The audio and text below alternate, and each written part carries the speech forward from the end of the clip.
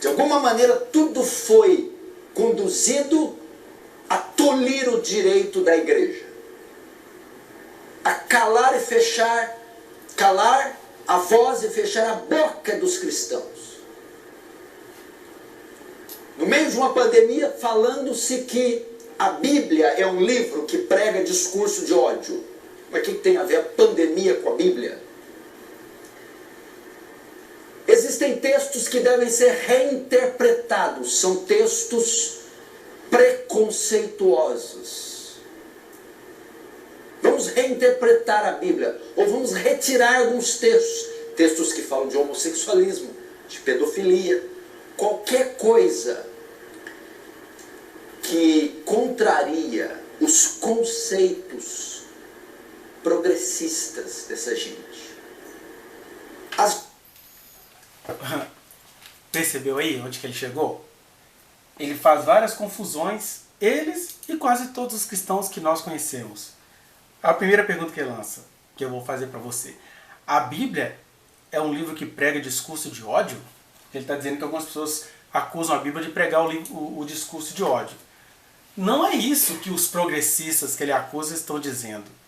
Na verdade, existem pessoas perversas entre progressistas, tanto quanto existem pessoas perversas entre cristãos. Muitos pregadores que vocês amam são figuras profundamente perversas, acerca das quais Jesus disse: vão chegar para mim naquele dia, eu vou mostrar multidões, congressos, curas, expulsão de demônios, eu vou falar, nunca te conheci, porque há seres humanos perversos entre os progressistas, que ele vai dar o sinônimo também de comunistas, esquerdistas, etc., e entre os próprios crentes, pastores, etc. Perversos há em todos os lugares.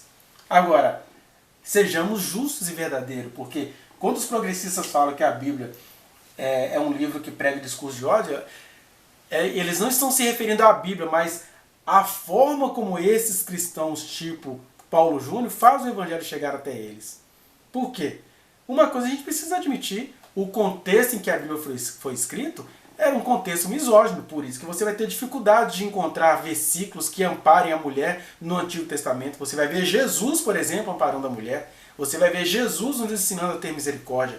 Mas a Bíblia como um todo, ela foi escrita num contexto misógino. Isso tira dela, misógino, aquele ódio estrutural da humanidade contra a mulher, né? Mas isso tira da Bíblia o status de palavra de Deus? Não. Só que ela só é palavra de Deus na medida em que os dons do Espírito são exercidos entre os que Deus chamou. Porque é a Bíblia quem diz que Deus chamou alguns para apóstolos, outros para mestres, outros para doutores, outros para falar em línguas, outros para interpretá-las, outros para curar. Então a Bíblia só vai sendo palavra de Deus na medida que crente cheio do Espírito Santo vai manuseando-a, e não manipulando, mas manuseando-a. E uma das coisas que a palavra da sabedoria nos recomenda é que a gente saiba discernir o que é histórico, o que é temporal, o que é espiritual e o que é até preconceito de escritores bíblicos. Você detectar isso não desprestigia a Bíblia, pelo contrário, mostra que o justo de fato vive pela fé, é pelo Espírito Santo que vai nos dando discernimento acerca do que está escrito nas próprias Escrituras. Mas quem idolatra a letra bíblica não consegue entender isso, né? Então não é questão dela ter discurso de ódio, nem de ter textos preconceituosos, e tem sim, não tem problema a gente admitir isso, né? E não é que os progressistas odeiam a Bíblia, eles odeiam, na verdade, é a forma distorcida que os crentes difundem a Bíblia. Porque usa-se, por exemplo, textos bíblicos de momentos específicos para subjugar a mulher. Essas mesmas pessoas, por exemplo, não acham que o homem tem que usar vestido de homem igual Jesus usava, mas quer que a mulher use o cabelo grande. Alguns não querem nem que a mulher trate o cabelo, trate o próprio corpo. Alguns interpretam passagens que nem estão falando mal da Jezabel, né? Que aí, quando a Jezabel foi receber alguém, ela pintou os olhos como qualquer mulher que iria receber qualquer visita. Eles entendem que aquilo ali é a Bíblia falando mal da maquiagem feminina, e o texto nem está falando mal da maquiagem feminina, só está falando mal de uma mulher estrategista como a Jezabel, para a gente não falar de outros assuntos aqui, né?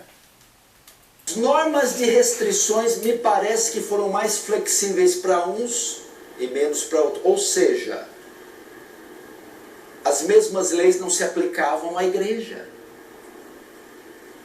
Pode abrir isso, pode abrir aquilo, mas a igreja não. Então você começou a ver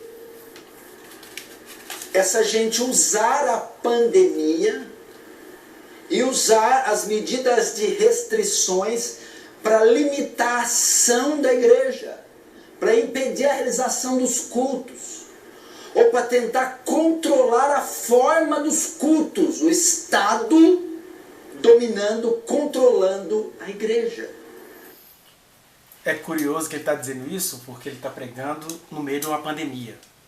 Porque crente em Jesus sabe que comunhão com Deus e comunhão com o próximo não seria impedido por uma pandemia. E ele faz isso de maneira anacrônica, ou seja, ele não percebe que está tudo se repetindo na história, que na época, por exemplo, da gripe espanhola, houve reações parecidíssimas com essa dele, que as pessoas negavam a doença. E o Brasil já está indo para os 152 mil nesta data. 152 mil mortes subnotificadas, porque são muito mais, por Covid-19. Mas ele está lá na igrejinha dele fazendo culto, né, com essa desculpa. Olha só, duas desculpas. Uma chega a ser mentira, ou um engano, quando ele fala assim, que só os cultos, que os cultos foram controlados. Na verdade, não só os cultos foram controlados, mega eventos, o pessoal não está percebendo. Vocês acham que vocês estão fora do planeta? As Olimpíadas foram canceladas. Eventos milionários de futebol, de campeonato de futebol, de Fórmula 1, etc. Foi tudo cancelado. Está voltando agora aos poucos, sem presença maciça de público. Enquanto isso, muitos crentes que dizem temer a Deus ficaram se reunindo escondidos. E o pior, eles transformaram em perseguição uma coisa que era uma regra de prudência do Estado. Né? Então, eventos gigantescos foram cancelados. E aí, o que ele faz? Ele transforma esse cuidado do Estado com a população, que foi ínfimo, mas foi algum cuidado, para dizer isso, que o Estado está controlando a igreja. Gente, o Estado está tentando proteger os membros da igreja. Está vendo que são os crentes que promovem a própria perseguição? Né? E outra coisa que ele encobre aí, o que eu estou vendo mesmo, e se você está vendo a realidade, você vai concordar comigo, eu estou vendo são as igrejas tentando se apossar do Estado. Você vê a ministra Damares dizendo, agora é o governo dos crentes, a busca do poder terreno, aquele mesmo poder que Tiago e João ao lado de Jesus estavam buscando, que Judas estava buscando, os crentes hoje estão buscando. E aí Jesus chega e fala, gente, parem com isso, o meu reino não é deste mundo. Quando a igreja conquista o poder terreno, ela já está se prostituindo, ela conquistou o poder terreno, lá na pessoa do Constantino, virou aquela grande meretriz na Idade Média, e agora está a igreja brasileira querendo conquistar o poder terreno. E eles pervertem a verdade, transformando-a em mentira, e agora querem que o cuidado do Estado se transforme em ditadura. Não, o Estado está nos impedindo de cultuar. Gente, o Estado não impediu ninguém de cultuar.